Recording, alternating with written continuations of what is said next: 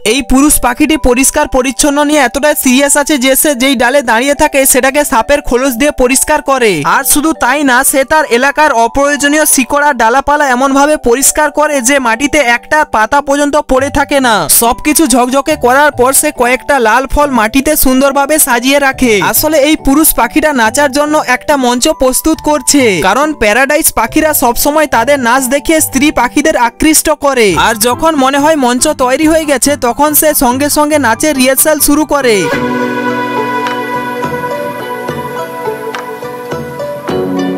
আর যখন এই রাজকীয় সাজসজ্জা দেখে কোনো স্ত্রী পাখি তার দিকে আকৃষ্ট হয়ে তার নাচ দেখার জন্য প্রস্তুত হয়, তখন এই পুরুষ পাখিটি প্রথমে গলা নিচু করে স্ত্রী পাখিকে ধন্যবাদ জানায়। তারপর শুরু করে তার জীবনের সেরা পারফরমেন্স। প্রায় 15 মিনিটের দুর্দান্ত পারফরমেন্সের পর যখন সে তার প্রেমের প্রস্তাব দিতে যায়, দুর্ভাগ্যবশত স্ত্রী পাখিটি তাকে রিজেক্ট করে উড়ে যায়। আর এটা প্রায় পুরুষদের সাথেই ঘটে। हम लड़के हैं ना, हमारे साथ ऐसा ही होता है।